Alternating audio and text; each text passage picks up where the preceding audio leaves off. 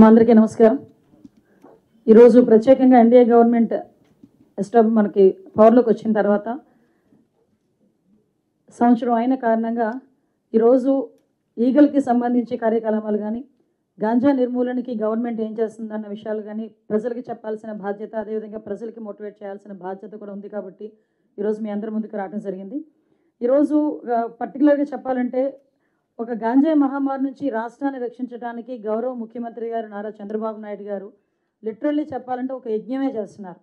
ఎందుకంటే day first నుంచి కూడా గవర్నమెంట్ ఏర్పడిన దగ్గర నుంచి కూడా ఈ రాష్ట్రం అన్ని వ్యవస్థలు నిర్వీర్యం అయిపోయినాయి. ఈ వ్యవస్థని నిర్వీర్యం అయిపోయిన తర్వాత తిరిగి గాడిలో పెట్టడానికి ప్రత్యేకంగా ఇక్కడ అత్యంత అవరోధమైన గాంజాని అరికట్టాలి అని ఒకే ఒక ఉద్దేశంతో నేను హోమ్ మినిస్టర్గా ఛార్జ్ తీసుకున్న తర్వాత నుంచి కూడా గౌరవ ముఖ్యమంత్రి గారు, గౌరవ ఉప ముఖ్యమంత్రి గారు నారా లోకేష్ గారు ఆదేశాల మేరకు డే ఫస్ట్ నుంచి కూడా ఒక టాస్క్ ఫోర్స్ని ఏర్పాటు చేయాలి.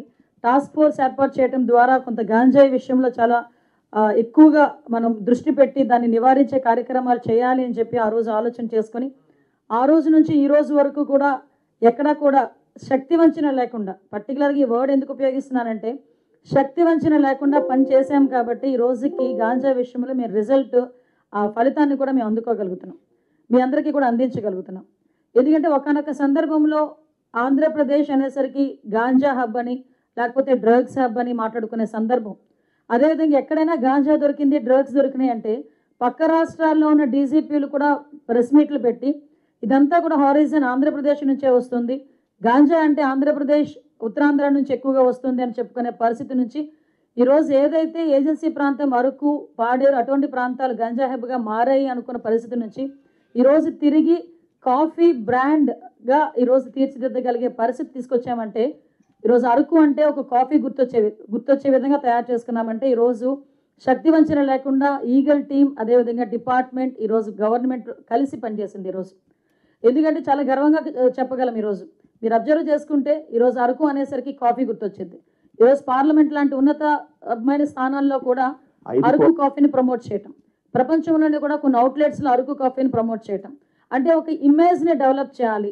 అరకు, పాడేరు ఏజెన్సీ అనేసరికి గాంజా తోటలు పెంచుతారు అనుకున్న దృక్పథం నుంచి ఈరోజు కాఫీ తోటలు మంచి కాఫీ ఉంటుంది, మంచి అరోమా కలిగే కాఫీ మనకి లభిస్తుంది అన్న పొజిషన్కి ఈరోజు మేము తీసుకురాగలిగామంటే ఇది మేమైతే ఒక మంచి ప్రతిఫలం మాకు అందింది అని మేము చెప్పగలం. ఈరోజు మీ అందరికీ తెలుసు ఈగల్ ఏ పొజిషన్లో మేము ఈరోజు టాస్క్ ఫోర్స్ని ఏర్పాటు చేసుకున్నాము. అదే ఈగల్ టాస్క్ ఫోర్స్ చేయడానికి గవర్నమెంట్ ఒక సబ్ కమిటీ ఏర్పాటు చేసింది. ఆ సబ్ కమిటీలో మన గౌరవ మంత్రి నారా లోకేష్ గారు ఎడ్యుకేషన్ మినిస్టర్గా, అదేవిధంగా ట్రైబల్ వెల్ఫేర్ మినిస్టర్గా మనం గుమ్మడి సంధ్యారాణి గారు, ఎక్సైజ్ మినిస్టర్గా కొల్లు రవీంద్ర గారు, అదేవిధంగా హెల్త్ మినిస్టర్గా మన సత్యకుమార్ గారు, అట్ ద సేమ్ టైం మేము 5గురు సబ్ కమిటీ ఏర్పాటు చేసుకుని ఆ రోజు నేమ్ విషయంలోని కూడా మీకు అందుకే చెప్పాలి, ఈ విషయాలన్నీ చెప్పాలి కాబట్టి ఈరోజు మేము కూర్చున్నాం. ఈగల్ అనే నేమ్ ఏర్పాటు చేయడంలో కూడా ప్రముఖంగా ఆ పాత్ర తీసుకున్నది కూడా గౌరవ ముఖ్యమంత్రి గారు. మేము 4-5 నేమ్స్ ఇస్తే ఆయనకి ఆ 4-5 నేమ్స్ కూడా నేత్ర అని చాలా నేమ్స్ పంపిస్తే ఇలా కాదు ఈగల్ అన్నారు. ఈగల్ అని చెప్పి ఆయన రౌండప్ చేసి ఈగల్ అంటే డ్యాగ కన్ను, అంటే మనం గాంజా మీద డ్యాగ కన్ను పెడుతున్నాం. డ్యాగ్కి ఎంత దూరంలో ఉన్నా కూడా ఎగురుతున్నా కూడా దానికి పాయింట్ ఏదైతే ఉందో టార్గెట్ పాయింట్ చాలా క్లియర్గా కనిపిస్తుంది. సో దీనికి ఈగల్ అని పేరు పెడదాం, దాని పరంగానే మీరు పనిచేయాలి అన్నారు. సో ఈగల్ షార్ దగ్గర నుంచి వచ్చిన వర్డ్ ఇంచుమించు చెప్పాలంటే ఒక మానస పుత్రిక అనాలి ఈగల్ని. ఈరోజు ఆ ఈగల్ మనం స్థాపించిన దగ్గర నుంచి కూడా రవికృష్ణ గారిని మంచి ఎఫిషియెంట్ ఆఫీసర్ని కూడా దానికి డీజీ కింద ఏర్పాటు చేసుకొని, మనం డిఐజీ కింద ఏర్పాటు చేసుకొని అక్కడి నుంచి కూడా మనం అందరం కూడా వర్క్స్ అనేవి స్ప్రెడ్ చేసుకోవడం జరిగింది. ఈగల్ టీమ్స్ ఏర్పాటు చేసుకోవడం దగ్గర నుంచి ఈరోజు ఈగల్ టీం పరిస్థితి ఎలా ఉందంటే ఇందాక నేను మాట్లాడుతుంటే చెప్తున్నారు, అందులో ఉన్న ఒక కానిస్టేబుల్ కూడా ఈరోజు మాట్లాడాలి అనుకుంటే మొత్తం టీంలో వాళ్ళు ఏం పని చేస్తున్నారు మొత్తం అంతా కూడా ఒక మోటివేషన్ ఇవ్వడానికి ఒక 20 minutes ఒక కానిస్టేబుల్ కూడా డైరెక్ట్గా మాట్లాడగలరు. అంటే ఈరోజు జనరల్గా ఉన్న పోలీస్ కూడా ఏదైనా కంప్లైంట్ పెట్టాలంటే ఈగల్కి పనిచేస్తున్న కానిస్టేబుల్ ఫోన్ చేసి మేము ఏ యాక్ట్లు పెట్టచ్చు, మేము ఏ రకంగా మేము దీన్ని ప్రొసీడ్ అవ్వచ్చు అని అడిగే పొజిషన్కి ఈరోజు ఈగల్ టీం పనిచేస్తుంది. అంటే ఈగల్లోనే 3 టాస్క్ ఫోర్స్ కేంద్రాలుగా పెట్టుకున్నాం. ఒకటి వైజాగ్, విజయవాడ అండ్ రాజమండ్రి. వైజాగ్ అక్కడ కూడా మనం ప్రత్యేకంగా టీంని ఏర్పాటు చేసుకొని ఏదైతే మనకి ఏజెన్సీ నుంచి వస్తుందో గాంజాయి వస్తుంది, సరఫరా అవుతుంది అనుకున్న ప్లేస్ని కొన్ని హాట్స్పాట్లు గుర్తించాం. ఈ విషయం కూడా ఇక్కడ మీకు ఒక విషయం కూడా చెప్పాలి. మేము అధికారంలోకి వచ్చిన టాటికి ఇంచుమించు మల్టిపుల్ వేస్ ఉన్న ఏజెన్సీ నుంచి కిందకు వచ్చే వేస్. కానీ ఎన్ని చెక్ పోస్టులు ఉన్నాయా అని ఆ రోజు అడిగితే 4 చెక్ పోస్టులు ఉన్నాయండి అన్నారు. ఆ 4 చెక్ పోస్టుల దగ్గర కనీసం సీసీ కెమెరాస్ ఉన్నాయా అంటే సీసీ కెమెరాస్ లేవండి అన్నారు. అంటే అటువంటి పొజిషన్ నుంచి ఈరోజు చాలా వేరే సెక్టార్స్లో సీసీ కెమెరాస్ ఏర్పాటు చేసుకోవటం, చెక్ పోస్టులు ఏర్పాటు చేసుకోవటం, ఎక్కడి నుంచైనా వస్తుంది గాంజా వస్తుందంటే ఇన్ఫర్మేషన్ మనం తీసుకోవటం, ఇమీడియట్గా దాన్ని పట్టుకొని వాళ్ళందరికీ కూడా కేసులు పెట్టడం. సుమారుగా చూస్తే జూన్ 2025 వరకు చూసుకుంటే 831 డ్రగ్ కేసులు నమోదు చేశాం. ఈ రోజుకి 2114 మందిని అరెస్టు చేయడం జరిగింది. 23,770 కిలోల గంజాయి ప్లస్ 27 లీటర్స్ యాషిష్ ఆయిల్ కూడా పట్టుకోవడం జరిగింది. 2093 వాహనాలు సీజ్ చేయడం జరిగింది. 8,200 మందికి అవగాహన శిబిరాలు ఏర్పాటు చేయడం జరిగింది. ఇక్కడ ఈ హ్యాషిష్ ఆయిల్ దగ్గర ఒక విషయం చెప్పాలి. నేను మొన్న పాడేరు వెళ్ళా, ఈ ఆల్టర్నేటివ్ క్రాప్స్ డిస్ట్రిబ్యూషన్ చేయడానికి నేను రవికృష్ణ గారు ఇద్దరం కలిసి వెళ్ళాం.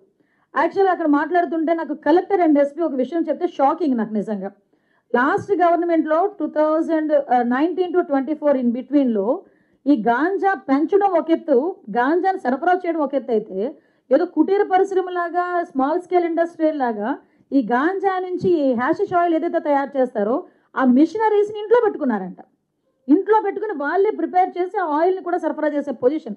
ఎప్పుడైతే మనం ఈగల్ ఎస్టాబ్లిష్ చేసి ఈగల్ తాలూకా యాక్టివిటీస్ పెరిగినాయో అప్పటి నుంచి వాళ్ళు వదిలేసి వేరే వేరే రాష్ట్రాలకు కూడా తీసుకెళ్ళిపోయే పరిస్థితి. వాళ్ళు ఇక్కడ మనకు అటువంటి ఆపరేషన్స్ కూడా ఏమీ లేవు, జీరో ఆపరేషన్స్, అటువంటి ఆపరేషన్స్ అయితే జీరో.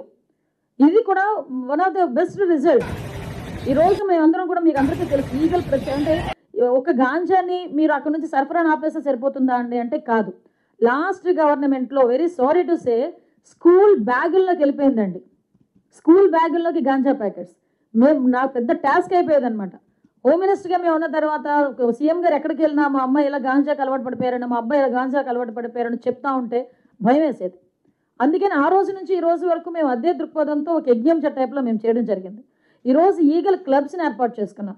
స్కూల్లో కూడా చిన్నపిల్లల స్థాయి నుంచి కూడా వాళ్ళందరికీ కూడా అవగాహన కల్పించాలని గౌరవ విద్యాశాఖ మంత్రి నారా లోకేష్ గారి ఆదేశాల మేరకు ప్రతి కాలేజీలోని ప్రతి స్కూల్లోని కూడా ఈగల్ టీమ్స్ పనిచేస్తున్నాయి.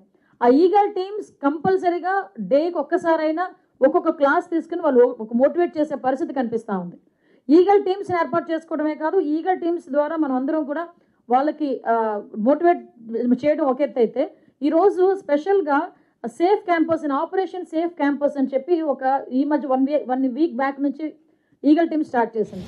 అంటే ఏంటంటే మనకి చాలామందికి తెలియదు, ఒక యాక్ట్ ఒకటి ఉంది, సంథింగ్ కోప్టా యాక్ట్ అని చెప్పి. కోప్టా యాక్ట్ అంటే ఏంటంటే దాని ప్రకారం ఏంటంటే ప్రతి 100 మీటర్ల స్కూల్ నుంచి ఒక 100 మీటర్ల దూరంలో ఎటువంటి టొబాకో కానీ అది సిగరెట్స్ అలాంటివి ఏమి అమ్మకూడదు అని ఒక యాక్ట్ ఉంది. అది 2003లో వచ్చింది అనుకుంటా. అందులో కోప్టా యాక్ట్ 6B ప్రకారం అక్కడ ఎటువంటి చిన్న ఈ పాన్ షాప్స్ లాంటివి ఉండకూడదు. So as per that law base చేసుకొని ఈ రోజుకి దగ్గర ఒక చాలా పాన్ షాప్స్ మీద దగ్గర 6,000 పాన్ షాప్స్ మీద ఈరోజు మేము దాడులు చేసి 7.5 లక్షల రూపాయలు ఫైన్ కూడా వేయడం జరిగింది. ఎందుకు ఈ విషయం చెప్తున్నానంటే దయచేసి పబ్లిక్ కూడా తెలియాలి ఇటువంటి ఒక యాక్ట్ ఉంది. సో నియర్ బై స్కూల్కి నియర్ బై చాలా మందికి అలవాటు ఏంటంటే స్కూల్లో చాక్లెట్లు అది ఇది అంటారు, కానీ అక్కడ అమ్ముతుంది కొన్ని సందర్భాల్లో గాంజాకి సంబంధించిన చాక్లెట్స్ కూడా అమ్మి ఆ పిల్లల జీవితాలతో చెలగటాడే పరిస్థితి ఉంది. నేను ఎందుకు ఈ విషయం చెప్తున్నానంటే ఎంత మైన్యూర్గా వెళ్తున్నామని చెప్పేదానికి ఈ ఆపరేషన్ క్యాంపస్ కూడా ఒక ఉదాహరణ అని చెప్పి మీకు చెప్పడానికి. అదేవిధంగా ఆపరేషన్ గరుడ మీ అందరికీ తెలుసు. ఏదైతే మెడికల్ మీకు అసెంబ్లీలో ఉండేటప్పుడు చాలా మంది ఎమ్మెల్యేలు చెప్పారు కొన్ని మెడిసిన్స్ వీళ్ళు యూజ్ చేస్తున్నారు, వైట్నర్స్ యూజ్ చేస్తున్నారు, సంథింగ్ ఇంజెక్షన్స్ వాళ్ళు యూజ్ చేస్తున్నారు అని. వీటన్నిటి మీద ఆ రోజు మేము గౌరవ ముఖ్యమంత్రి గారి ఆదేశాల మేరకు గరుడ ఆపరేషన్ గరుడ ఎప్పుడైతే పెట్టామో చాలా మెడికల్ షాప్స్ని సీజ్ చేయడం జరిగింది. కొన్ని వాటికి నోటీసులు ఇవ్వడం జరిగింది. ఇటువంటి కనుక మెడిసిన్స్ అమ్మితే కనుక ప్రిస్క్రిప్షన్ లేకుండా మీరు అమ్మితే కనుక మేము చర్యలు తీసుకుంటామని మెడికల్ షాప్స్ మీద కూడా చర్యలు తీసుకోవడం జరిగింది. మీరు ఒక్కసారి ఆలోచన చేసుకోవాలి. ఇవన్నీ ఒక ఎత్తు అయితే ఫస్ట్ ఆఫ్ ఆల్ క్రాప్ మీద పడ్డాం. చాలామంది ఏదైనా మీటింగ్స్లోకి వెళ్తే మనం సాధారణంగా ఏ మీటింగ్స్లోకి వెళ్ళినా ఏమని చెప్తారంటే మేము గాంజాని ఇంత డిస్ట్రాయ్ చేసాం అంత డిస్ట్రాయ్ చేసామని చెప్తారు. కానీ మేము ఎలా చెప్తున్నామంటే గాంజాని డిస్ట్రక్షన్తో పాటు మేము ఆల్టర్నేటివ్ క్రాప్స్ని పెడుతున్నాము. ఈరోజు ప్రతి గిరిజనుడి పరిస్థితి ఎలా ఉంటుందంటే ఎవరో లాభం గురించి వీళ్ళ తాలూకా ఫైనాన్షియల్ పొజిషన్ని ఆసరాగా తీసుకొని వీళ్ళని ప్రలోభ పెట్టి మీకు ఇంత ఇస్తామని చెప్పి గాంజాని తీసుకొచ్చి అక్కడ పంట పండించే పరిస్థితి నుంచి అరే నీకు వచ్చే రూపాయి ఆ గాంజా మొక్క మీద పెట్టే రూపాయి ఇంకొక మొక్క మీద పెడితే అదే రూపాయి కన్నా ఎక్స్ట్రా వస్తుంది. అదే గాంజా పెంచితే అది ఇల్లీగల్, ఇది లీగల్ అనేది మోటివేట్ చేసుకొని ఈ రోజుకి 40 లక్షల మొక్కలు ఈ రోజుకి పంపిణీ చేశామంటే 1 ఇయర్లో, ఈ 1 ఇయర్లో ఒకసారి ఆలోచన చేయండి. మొన్న రీసెంట్గా ఒక ప్రోగ్రామ్ పెట్టుకొని పాడేరులోని మేము వెళ్ళి alternative crops 35,000 alternative crops, at the same time వాళ్ళతో పాటు 25,000 రైతు కుటుంబాలు, గిరిజన రైతు కుటుంబాలకు ఉపాధి కలిగేటట్టుగా మేము ఈరోజు చేసుకున్నాం. ఒకటేనండి, గిరిజనుల అమాయకులు వాళ్ళ అమాయకత్వాన్ని బేస్ చేసుకొని, వాళ్ళ ఫైనాన్షియల్ పొజిషన్ని బేస్ చేసుకొని ఎక్కడెక్కడి నుంచో మిగతా రాష్ట్రాల వాళ్ళు అక్కడికి తీసుకొచ్చుకొని వాళ్ళతో పండించుకొని ఆ డబ్బు తీసుకుని వ్యాపారాలు చేసి ఈరోజు అనకూడదు కానీ ఒక తరాన్ని నాశనం చేసే పరిస్థితిలో ఈరోజు ఉన్నారు. దాన్ని ఈరోజు మేము డిస్ట్రాయ్ చేయాలి అనుకున్నాం, చేసాం. సుమారుగా 325 గ్రామాలని హాట్స్పాట్స్ కింద వీళ్ళు గ్రహించారు. ఎలాగ చేశారంటే డ్రోన్ సర్వేలెన్సెస్, మాకు satellite surveillances, at the same time మనందరికీ కూడా తెలుసు ఫిజికల్ విజిట్లు చేశారు. దగ్గర 20,000 ఎకరాల్లో ఇంతకు ముందు ఉండేది, దాని నెమ్మదిగా 10,000 ఎకరాలు, ఈరోజు 10,000 ఎకరాలు కాదు 90 ఎకరాల్లో కూడా ఈరోజు గాంజా కల్టివేషన్ లేకుండా చేసామని చెప్పడానికి ఈగల్ టీంతో పాటు మేము చాలా గర్వపడుతున్నాం. You are very proud to say ఈరోజు గాంజా కల్టివేషన్ అన్నది జీరో కల్టివేషన్ ఈరోజు చేయగలిగాం. ఎక్కడైనా అటువంటి పరిస్థితి ఉన్నా కూడా వాళ్ళకి ముందే హెచ్చరిస్తున్నాం. అటువంటి పరిస్థితి ఉంటే మేము మీ మీద కేసులు పెడతామని చెప్తున్నాం. ముందు ఆల్టర్నేటివ్ క్రాప్స్ ఇస్తున్నాం, వాటిని పండించుకుంటే సరే, లేకపోతే డెఫినెట్గా వాళ్ళ మీద కేసులు పెడతామని చెప్పి చాలా క్లియర్గా మేము ఇన్స్ట్రక్షన్స్ ఇవ్వడం జరిగింది. సో దీన్ని బేస్ చేసుకొని సిల్వర్ ఓక్, చాలామంది ఏమన్నారంటే సిల్వర్ ఓక్ 3 సంవత్సరాలు పడుతుంది సిల్వర్ ఓక్ రావాలంటే. మరి ఈ మధ్యకాలంలో వాళ్ళకి జీవనోపాధి ఏంటి? ఎస్, సిల్వర్ ఓక్కి 2.5 feet సిల్వర్ ఓక్ అవనివ్వండి, మామిడి అవనివ్వండి, వాట్ ఎవర్ ఇట్ మేబీ, ఏదైనా 2.5 feet ఉంటుంది. ఇంటర్ క్రాప్ వేయచ్చు, 3 months క్రాప్, 4 months క్రాప్స్ కూడా ఉన్నాయి. అవన్నీ కూడా ఈరోజు మేము చేస్తున్నాం. జింజర్ ఇవ్వటం కానీ, జింజర్ కల్టివేషన్ వాళ్ళని ఒక అవగాహన కల్పించడం కానీ, పసుపు టర్మరిక్కి సంబంధించింది కానీ, శనగలు ఇలాంటివి చేసే 3 months క్రాప్, 4 months క్రాప్ ఉండి వాళ్ళకి ఇవ్వటం. ఒకెత్తైతే ఏదైతే మనం సిల్వర్ ఓక్ ఇలాంటి ఆల్టర్నేటివ్ మొక్కలు మనం ఇస్తున్నామో వీటికి కూడా మెయింటెనెన్స్కి ఒక్కొక్క ఎకరాకి దగ్గర 1,50,000 రూపాయలు వాళ్ళకి అది మొక్కకి అది పిట్ చేయడానికి, నెక్స్ట్ వాటిని పెంచడానికి, వీటన్నిటికీ కూడా సంబంధించి వాళ్ళకి డబ్బులు ఇచ్చే పరిస్థితి వచ్చింది. అంటే ఫినాన్షియల్గా ఏ గిరిజనుడు కూడా ఇబ్బంది పడకూడదు, వాళ్ళు అదర్ యాంగిల్లో ఆలోచించుకోకూడదు అని ఒకే ఒక ఉద్దేశంతో ఈరోజు చేస్తున్నాం. దానిలో కూడా మేము సక్సెస్ అయ్యామని చెప్పడానికి నిజంగా చాలా గర్వపడుతున్నామండి. ఇంచుమించు 2024 అంటే మా గవర్నమెంట్ వచ్చిన దగ్గర నుంచి 2024 ఎండింగ్ వరకు దగ్గర 68,625 కిలోలు గాంజా ధ్వంసం చేయడం జరిగింది. ఈరోజు దీనికి సంబంధించి ప్రత్యేకంగా ఇంకొక స్పెషల్ ఏంటంటే, ఏదో గాంజా పట్టుకున్నాము, వాడు ఎవరిని అరెస్ట్ చేసేసాము, జైల్లో పెట్టేసాము, వాడు వెళ్ళి బెయిల్ మీద వెళ్ళాడు, లేకపోతే శిక్ష పడుతుంది, అది కాదు. అసలు వీళ్ళ తాలూకా ఆర్థిక మూలాల మీద దెబ్బ కొట్టాలి. ఆర్థిక మూలాలు ఎందుకంటే వాడు ఇలా సంపాదించింది అక్కడ ఒక ఎసెట్ రూపంలో పెడతాడు. ఆ ఎసెట్ని కనుక మనం సీజ్ చేయగలిగితే ఇలాంటి యాక్టివిటీస్ తగ్గుతాయని గౌరవ ముఖ్యమంత్రి గారి ఆదేశాల మేరకు ఈ రోజుకి దగ్గర 7 కోట్ల రూపాయలు పైగా ఆస్తులు సీజ్ చేయడం జరిగింది. నాకు తెలిసి దేశంలోనే ఫస్ట్ టైం ఈ రకంగా చేయటం, మన ఆంధ్రప్రదేశ్ చరిత్రలో ఫస్ట్ టైం కూడా ఆటోమేటిక్గా. సో ఎప్పుడు కూడా ఆస్తుల వరకు వెళ్ళాలి, మేము ఆస్తుల వరకు వెళ్తున్నాం. ఇది గౌరవ ముఖ్యమంత్రి గారి ఆదేశాలు. ఇప్పుడు కింగ్ పిన్స్ ఎవరైతే ఉంటారో, ఇంకొకటి కూడా చాలా క్లియర్గా చెప్తున్నాం, ఈ కింగ్ పిన్స్ ఎవరైతే ఉంటారో వీళ్ళ తాలూకా ఇప్పుడు ఒకటి దొరుకుతారు, దొరికిన తర్వాత ఇమీడియట్గా వాళ్ళ తాలూకా ఆస్తులు జప్తు చేస్తున్నాం. వాళ్ళు వేరే వారి పేర్లు చెప్పినా, ఎక్కడి నుంచి వస్తుంది, హౌరీజన్ ఎక్కడి నుంచి వస్తుంది అని చెప్పినా వాటన్నిటి మీద కూడా ఇన్వెస్టిగేషన్ చేస్తున్నాం. ఇంకొకటి చెప్తున్నామండి, కింగ్ పిన్స్ ఎవరైతే ఉన్నారో, ఎందుకు ఈ మాట చెప్తున్నానంటే పబ్లిక్ అవేర్నెస్ గురించి చెప్తున్నాను. మీ చుట్టుపక్కల ఆర్థిక లావాదేవీలు కానీ, వాళ్ళ బ్యాంక్ ట్రాన్సాక్షన్స్, వాళ్ళ తాలూకా మొబైల్ ట్రాన్సాక్షన్స్ అన్నీ కూడా ఇందులో పరిగణలోకి తీసుకుంటాం. అంటే ఒక వ్యక్తి గాంజాలో దొరికాడంటే ఆ మూలాలు మొత్తం ఎదుగుతాం, వాళ్ళందరూ బాధ్యులను చేస్తున్నాం.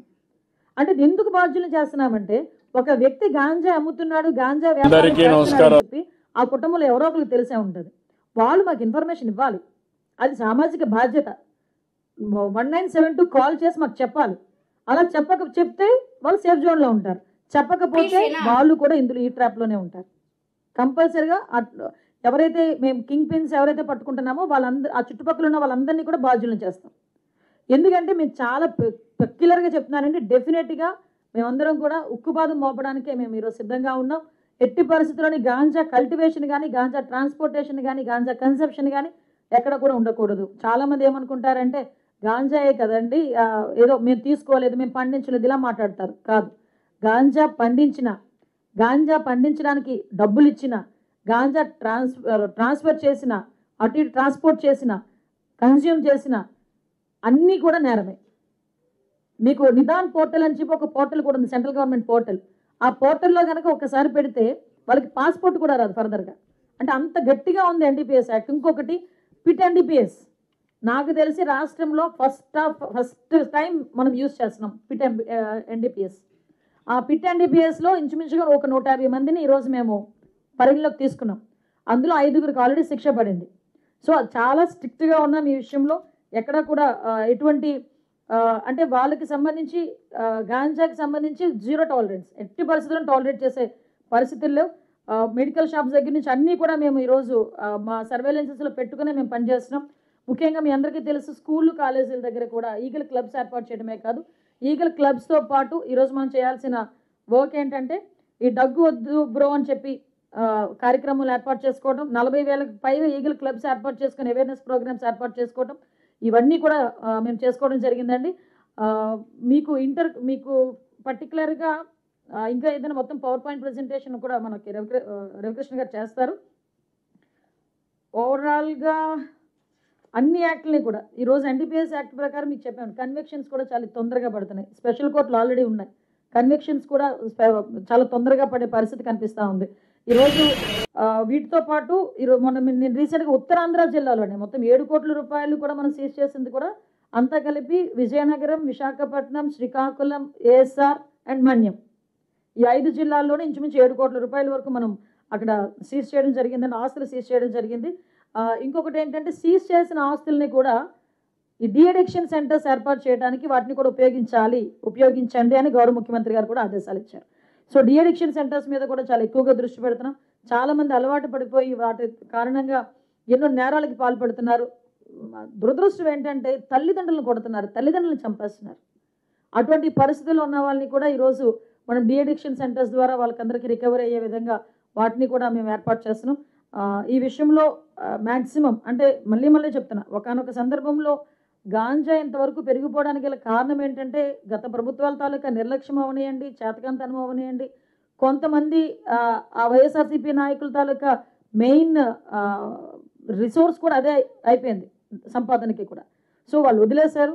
కానీ మేము డే ఫస్ట్ నుంచి కూడా ఒక పక్క అభివృద్ధి సంక్షేమం ఎలా తీసుకెళ్తున్నామో ఈ గాంజా నిర్మూలన కూడా అంతే సీరియస్గా తీసుకొని మేము ఈరోజు ముందుకెళ్లే పరిస్థితి కనిపిస్తూ ఉంది. దీనికి పబ్లిక్ తరపు నుంచి కూడా దయచేసి నేను అప్పీల్ పెడుతున్నానండి. తల్లిదండ్రులు, టీచర్స్ అందరూ కూడా ఈరోజు ఒక పిల్లాడు మన స్కూల్ దగ్గర రోజు రెగ్యులర్గా వచ్చే పిల్లాడు కొంచెం డిఫరెంట్గా ఉన్నాడు అన్న మనం తల్లిదండ్రులు ఐడెంటిఫై చేయలేరేమో కానీ టీచర్స్ ఐడెంటిఫై చేయగలరు. అట్ ద సేమ్ టైం మన స్కూల్లో మన పిల్లల గురించి మన టీచర్స్ కూడా ఒక్క 2 minutes ఆర్ ఒక పావు గంట వాళ్ళ మీద టైం వెచ్చిస్తే ఎవరు ఏం చేస్తున్నారు అనేది చాలా ఈజీగా అవగాహన తెచ్చుకోగలరు టీచర్స్ కూడా. దయచేసి నేను ఒకటే అప్పీల్ పెడుతున్నా పబ్లిక్ కూడా, ఇటువంటి మేము చేసే ఈ యజ్ఞం లాంటి కార్యక్రమానికి మీ తాలూకా సహాయ సహకారాలు కూడా మాకు సంపూర్ణంగా కావాలి. దీనికి 1972 టోల్ ఫ్రీ నెంబర్ కూడా ఏర్పాటు చేసుకున్నాం. ఎక్కడైనా ఈ గాంజాకి సంబంధించి ఎటువంటి ఇన్ఫర్మేషన్ మీ దగ్గర ఉన్నా డెఫినెట్గా మాకు ఒక కాల్ చేయండి. డెఫినెట్గా మా ఈగల్ టీమ్ అక్కడికి వెళ్ళి ఆ గంజాయి నిర్మూలన చేసే కార్యక్రమానికి శ్రీకారం చుడతాం. దయచేసి మీ అందరూ కూడా మాకు సహకరించాలని, ఇప్పటి వరకు సహకరించినందుకు కూడా ప్రత్యేకంగా ధన్యవాదాలు. మీడియా సోదరులు అందరికీ కూడా ఈ పరంగా నేను అప్పీల్ పెడుతున్నాను. Thank you so much.